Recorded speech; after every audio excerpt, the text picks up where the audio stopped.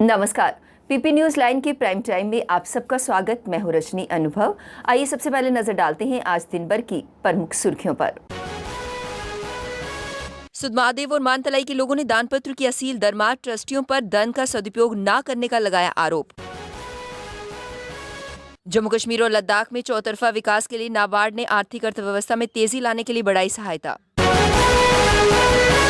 Night curfew की घोषणा, रात 10 से सुबह 6 बजे तक रहेगा कर्फ्यू। और अनंतनाग में आतंकियों ने टेरिटोरियल आर्मी के जवान पर की फायरिंग। उपचार के दौरान जवान ने तोड़ा दम।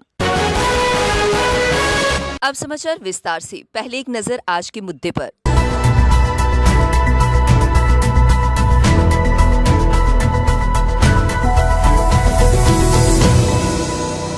कोरोना महामारी की दूसरी लहर पूरे देश में भयावह स्थिति बन गई है। इसका पूरा असर जम्मू कश्मीर पर भी पड़ा है। जम्मू कश्मीर सरकार बार बार कह रही है और हम भी अपने दर्शकों से फिर एक बार अपील करते हैं कि सरकार द्वारा निर्धारित SOP का पालन करें ताकि हम आने वाले बड़े लॉकडाउन से बच सकें।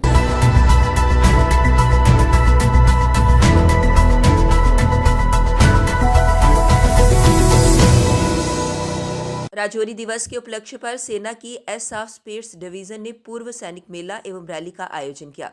रैली का उद्देश्य पूर्व सैनिकों और वीर नारियों तक पहुंचने के लिए रहा। पेंशन के मामले पर समस्याओं की पहचान करना और उन्हें कम करना, चिकित्सा सुविधाओं का लाभ पहुंचाना और इस क्षेत्र के पूर्व सैनिकों, उनके निकटतम परिजनों और वीर नारियों को दी जाने वाली कई सुविधाओं का लाभ देना रहा। इस अवसर पर विभिन्न इलाकों से लगभग 160 पूर्व सैनिकों और 30 वीर नारियों और विधवाओं और उनके आश्रितों ने भाग लिया। प्रतिभागियों में राजौरी के दूरदराज के इलाकों से आए दिग्गज शामिल थे। मेला पूर्व सैनिकों और वीर नारियों के गर्मजोशी के साथ शुरू हुआ। मेरी मैं पिछले 6 साल से रिटायर हुआ हूँ। पिछले 2 साल से ये मेले का उद्घाटन नहीं हुआ कोरोना काल की वजह से। इस साल जो उद्घाटन हुआ है हमें बहुत खुशी हुई है। इससे हमारे जितने वार विडो हैं उनको बुलाया गया है व्हाट्सएप के थ्रू मैसेज करके। बड़े दूर दूर से आए हैं तो उनके जो पेंशन काम है उसकी देख रेख हो रही है। हर जगह से स्टाइल लगा हुआ है। SBI का इधर बैंक वाले आए हुए हैं, उनके नाम के बीच में कोई गलती है। कश्मीर के अनंतनाग में आतंकियों ने टेरिटोरियल आर्मी के जवान पर फायरिंग कर दी है। इसके बाद फरार हो गए। गोलियों की आवाज सुन इलाके में अफरा तफरी का माहौल हो गया। आनन फानन में घटनास्थल पर मौजूद लोगों ने पुलिस को सूचित किया। साथ ही जवान को नजदीकी अस्पताल में भर्ती कराया गया, जहां जवान की हालत गंभीर देखते हुए अनंतनाग के एक अस्पताल में रेफर किया गया। उपचार के दौरान जवान ने दम तोड़ दिया। जवान की पहचान मोहम्मद सलीम उम्र 35 पुत्र गुलाम हसन निवासी बिजबिहाड़ा के रूप में हुई है। उधर हमलावरों की तलाश में इलाके में घेराबंदी कर अभियान चलाया जा रहा है। कोरोना वायरस के बढ़ते संक्रमण के बीच शुक्रवार रात से घोषित नाइट कर्फ्यू को सख्ती से लागू करवाने के लिए जिला उपायुक्त अंशुल गर्ग और SSP जम्मू चंदन कोहली ने कमान संभाली है। शुक्रवार की रात 10 बजे दोनों अधिकारी शहर के विभिन्न इलाकों में गए और वहां ये सुनिश्चित किया कि रात में 10 बजे के बाद कर्फ्यू को पूरी तरह से लागू किया जाए। DC और SSP के दौरे के समय बिना जरूरी काम के घरों से निकल रहे वाहन चालकों को उनके घरों में वापस भेजा गया। कुछ दुकानें इस दौरान खुली थीं, जिन्हें दोनों अधिकारियों ने बंद करवाया। इसके अलावा शहर के गांधीनगर, नानक नगर, अम्फला समेत कई अन्य इलाकों में पुलिस ने रात को तारबंदी कर दी ताकि लोगों की आवाजाही रात के समय रोकी जा सके। इस दौरान SSP जम्मू चंदन कोहली ने लोगों से नाइट कर्फ्यू का सख्ती से पालन करने की अपील भी की। जम्मू कश्मीर में कोरोना संक्रमण के मामले बढ़ने के साथ ही वैक्सीन का टीका लगवाने वाले लोगों की संख्या भी बढ़ रही है। वीरवार को एक ही दिन में रिकॉर्ड 81,660 लोगों ने कोरोना वैक्सीन के टीके लगवाए। इसके साथ ही अब तक जम्मू कश्मीर में 11,79,127 लोग टीका लगवा चुके हैं। इसमें दूसरा टीका लगवाने वाले लोग भी शामिल हैं। स्वास्थ्य एवं परिवार कल्याण विभाग से मिली जानकारी के अनुसार 37,012 लोगों ने जम्मू संभाग में और 43,748 लोगों ने कश्मीर संभाग में वैक्सीन की पहली और दूसरी डोज ली। इसमें 488 स्वास्थ्य कर्मी, 429 फ्रंटलाइन वर्कर्स और 45 से अधिक उम्र के 77,173 लोगों ने वैक्सीन ली। अभी तक जम्मू संभाग में कुल 60,74,041 और कश्मीर संभाग में 5,71,686 लोगों ने टीके लगवाए हैं। वीरवार को भी जम्मू जिले में सबसे अधिक 13,582 लोगों ने टीके लगवाए। प्रधानमंत्री कार्यालय में राज्य मंत्री डॉक्टर जितेंद्र सिंह ने जम्मू के व्यापारियों को विश्वास दिलाया है कि उनकी हर समस्या का उचित हल निकाला जाएगा और जम्मू कश्मीर में एक ऐसा माहौल बनाया जाएगा जिसमें व्यापारी गर्व से काम कर सके। डॉक्टर जितेंद्र सिंह ने फेडरेशन की नई टीम को मुबारकबाद देने के साथ अपनी शुभकामनाएं भी दी। इससे पूर्व डॉक्टर जितेंद्र सिंह ने दीप प्रज्वलित कर शपथ ग्रहण समारोह का विधिवत उद्घाटन किया और फेडरेशन के नवनिर्वाचित प्रधान दीपक गुप्ता, वरिष्ठ उप प्रधान मुनीश महाजन, उप प्रधान अभिमन्यु गुप्ता, महासचिव श्यामलाल लंगर, सचिव विशाल गुप्ता व कोषाध्यक्ष अमित गुप्ता को अपनी तरफ से शुभकामनाएं दी। दीपक गुप्ता ने इस मौके पर जम्मू के व्यापारियों की विभिन्न समस्याओं को डॉक्टर जितेंद्र सिंह के सामने रखा। राष्ट्रीय कृषि और ग्रामीण विकास बैंक ने वित्तीय वर्ष 2020-21 में केंद्र शासित प्रदेश जम्मू कश्मीर व लद्दाख के विभिन्न क्षेत्रों की आर्थिक अर्थव्यवस्था में तेजी लाने के लिए सहायता बढ़ाई ताकि प्रदेश में चौतरफा विकास हो सके। पिछले वित्तीय वर्ष की तुलना में बीते वित्तीय वर्ष ने नाबार्ड ने 70% अधिक वित्तीय पोषण दिया। ग्रामीण क्षेत्रों में बैंकिंग व्यवस्था को बेहतर बनाने के लिए नाबार्ड ने वित्तीय वर्ष में 111 करोड़ रुपए की आर्थिक सहायता दी ताकि वे ग्रामीणों की जरूरतों के अनुसार उन्हें ऋण उपलब्ध करवा सकें।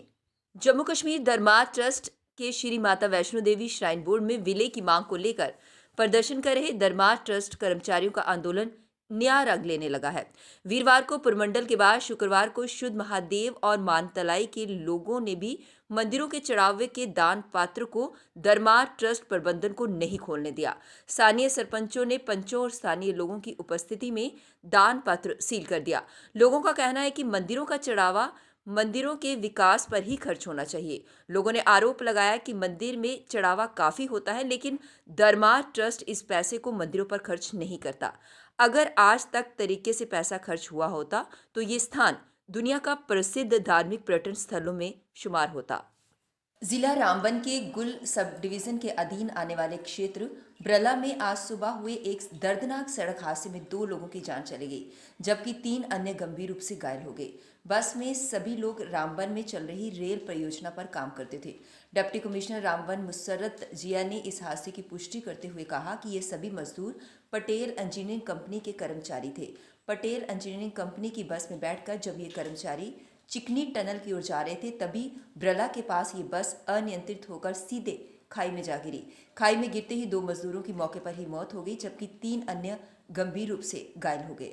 अब वक्त हो चला है ब्रेक का, मिलते हैं ब्रेक के बाद। मजबूती की पहचान ACC cement, messrs Bishandas Jaswal and sons, authorised stockist, ACC cement, 45 transport Nagar, Jammu.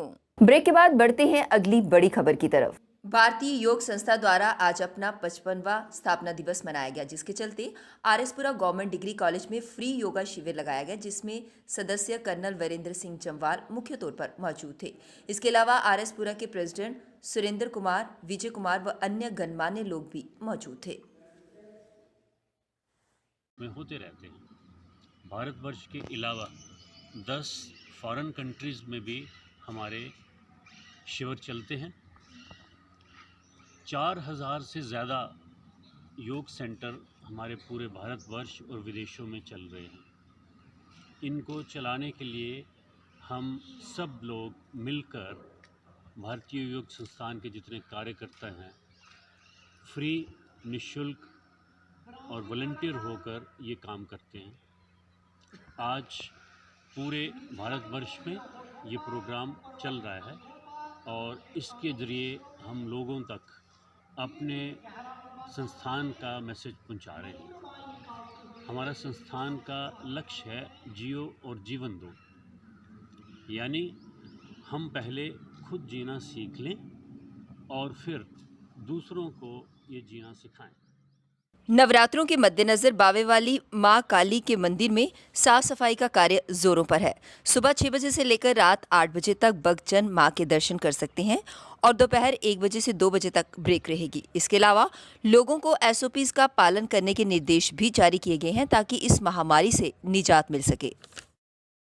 रहेगा दिन में 1 से 2 बजे तक की ब्रेक रहेगी। सभी श्रद्धालु भक्तगण जो है वो सोशल डिस्टेंस बनाकर आएँ, प्रिकॉशन लेकर आएँ और अपने आप को सेफ्टी रखते हुए यहाँ माता के दरबार में मत्था टेकें और माता का आशीर्वाद प्राप्त करें और माता से ये निवेदन करें कि हमें रिविटा जी द्वारा जो है हर प्रकार की व्यवस्था की गई है और जो यहाँ के सैनिटाइज़र है, जहाँ और प्रकार की जो व्यवस्था है, जहाँ रंग रोगन, जहाँ माता का जो दरबार सजाया जाता है, ये हर प्रकार की व्यवस्था उनके द्वारा की गई है।